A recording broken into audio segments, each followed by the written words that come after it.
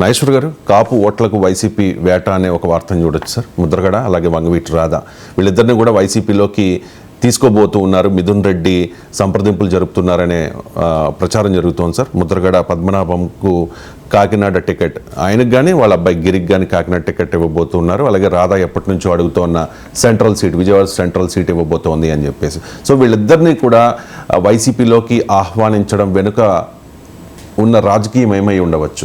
మీరే చదివారు కదా, కాపు ఓట్లకు వల, కాపు ఓట్లకు వేట, కాపు ఓట్లకు వల వేయని పార్టీ ఏది ఉంటుంది, వేట చేయని పార్టీ ఎవరుంటారు?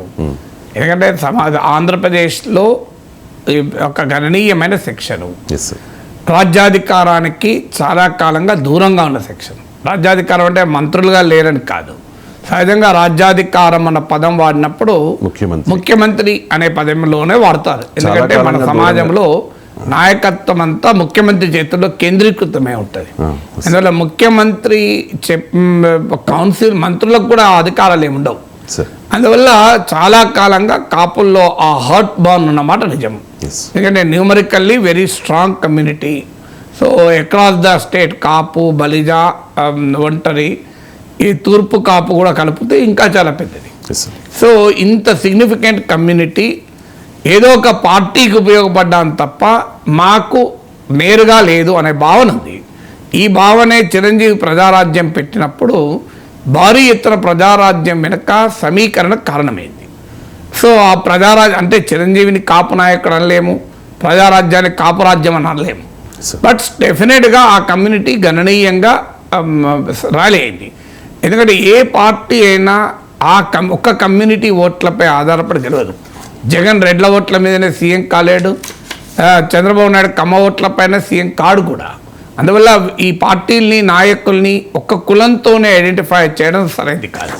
కానీ రాజకీయాల్లో ఆ కులం ఒక పార్టీ వెనకాల ర్యాలీ కావడం అనేది మనకు చాలా స్పష్టంగా తెలియజేస్తుంది. ఇప్పుడు తెలంగాణలో కూడా మీరు చూడండి, సిఎస్డిఎస్ లోక్నీతి వాళ్ళ పోస్ట్ పోల్ స్టడీ ప్రకారం మెజారిటీ రెడ్డిస్ క్లియర్గా కాంగ్రెస్ వెనకాల ర్యాలీ అయ్యారు.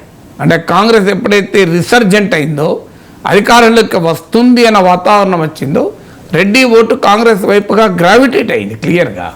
అందువల్ల సమాజంలో ఇది ఫ్యాక్ట్. అది ఇప్పుడు తెలుగుదేశం వెనకాల కమ్మాస్, వైసీపీ వెనకాల రెడ్డిస్ లేరు అని అంటే మనది హిపోక్రసీ అవుతుంది. సో క్లియర్ హిపోక్రసీ అవుతుంది. అందువల్ల కాపులలో ఒక హర్ట్ బాన్, అంటే కాస్త రాజకీయ చైతన్యం ఉన్న వాళ్ళు మనం ఏంటి వీళ్ళకు వాళ్ళకు ఉపయోగపడమేనా అనే భావన ఉంది. కానీ రియాలిటీ ఏంటంటే అలాగే నడుస్తుంది. సో ఇప్పుడు కాపు ఓట్లు 2014లో ప్రజారాజ్య విఫల ప్రయోగ నేపథ్యంలో, రాష్ట్ర విభజన నేపథ్యంలో ఒక అనుభవం కలిగిన రాజకీయ నాయకుడు ఉండాలి ముఖ్యమంత్రిగా అనే భావనలో పవన్ కళ్యాణ్ కూడా మద్దతు ఇవ్వడం వల్ల టీడీపీకి క్లియర్గా షిఫ్ట్ అయింది. 2019కి వచ్చే వరకు వైసీపీకి కాపు ఓటు మెజారిటీగా షిఫ్ట్ అయింది. దానికి కారణము కాపు రిజర్వేషన్ల విషయంలో తీసుకున్న వైఖరి కావచ్చు, ముద్రగడ్డ పట్ల అనుసరించిన విధానం కావచ్చు, కాపు కార్పొరేషన్కు నిధులు ఇవ్వకపోవడం, కారణాలు ఏదైనా కాపు ఓటరు వైఎస్ఆర్ కాంగ్రెస్ వైపు షిఫ్ట్ అయ్యారు. మళ్ళీ ఇప్పుడు టీడీపీ జనసేన పొత్తుతో టీడీపీ జనసేన వైపుగా షిఫ్ట్ అవుతారు అనే వాతావరణం కనబడుతోంది. క్షేత్రస్థాయిలో సర్వేలు చూసినా కాపులు బలంగా ఉన్న చోట క్లియర్గా వైసీపీకి నష్టం జరుగుతోంది.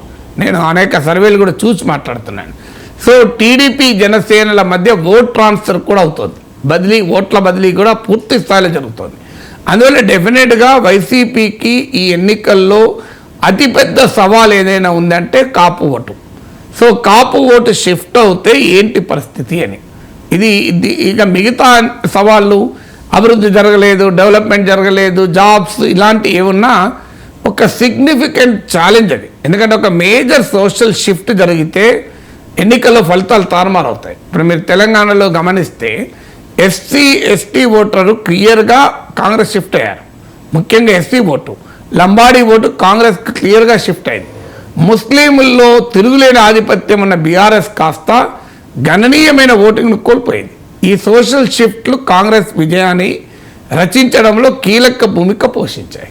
అలాగే ఇక్కడ కూడా ఆంధ్రప్రదేశ్లో కూడా కాపు ఓటు గనక షిఫ్ట్ అయితే అది ఎంత మేరకు షిఫ్ట్ అవుతుంది అన్నది ఆంధ్రప్రదేశ్ రాజకీయాలపైన నిర్ణయాత్మక ప్రభావం, డిసిసివ్ ఇంపాక్ట్ చూపే అవకాశం ఉంది. అందువల్ల దాన్ని న్యూట్రలైజ్ చేయడానికి వైసీపీ అనేక వ్యూహాలు పండుతూ ఉంటుంది. ఒక వ్యూహము టీడీపీ జనసేన కలవకుండా ఉండాలి అనే ప్రయత్నం చేస్తున్నారు. రెండో వ్యూహం కలిసిన జనసేన వెనకాల ఉన్న కాపు ఓటర్లను రెచ్చగొట్టి జనసేన నాయకుడు మీ నాయకుడు ముఖ్యమంత్రి కాడు, మళ్ళీ చంద్రబాబును ముఖ్యమంత్రి చేస్తానికే కదా అనే నరేటివ్ని బిల్డ్ చేయడం ద్వారా టీడీపీకి కాపు ఓటు షిఫ్ట్ కాకుండా జాగ్రత్త పడడం వ్యూహం నెంబర్ 2. వ్యూహం నెంబర్ 3 వైసీపీలో ఉన్న కాపు నేతలతో పవన్ కళ్యాణ్ పైన చంద్రబాబు నాయుడు పైన అటాక్. అది మీకు అంబటి రాంబాబు, పేర్ని నాని చూస్తుంటాం ఇవన్నీ. 4వ వ్యూహం ఏంటంటే కాపు ఓట్ల పైన బలమైన ప్రభావం చూపగలిగే ముద్రగడ, వంగవీటి రాధా లాంటి నేతల కొరకు ప్రయత్నాలు చేయడం. 5వది రంగాను చంపిన వారితో ఎలా కలుస్తారు అనే ఒక ఎమోషనల్ నరేటివ్ బిల్డ్ చేయడము. సో ఇలాంటి అనేక అంశాలతో వైసీపీ రాజకీయ వ్యూహాన్ని రచిస్తుంది. మరి టీడీపీ జనసేనతో కలిసి ఒక మేజర్ సెక్షన్ తన వైపు తిప్పుకోవాలని ప్రయత్నం చేస్తే ప్రత్యర్థి పార్టీ చేతులు ముడుచుకొని కూర్చోదు కదా, వాళ్ళ కౌంటర్ వ్యూహాలు వాళ్ళకు ఉంటాయి కదా.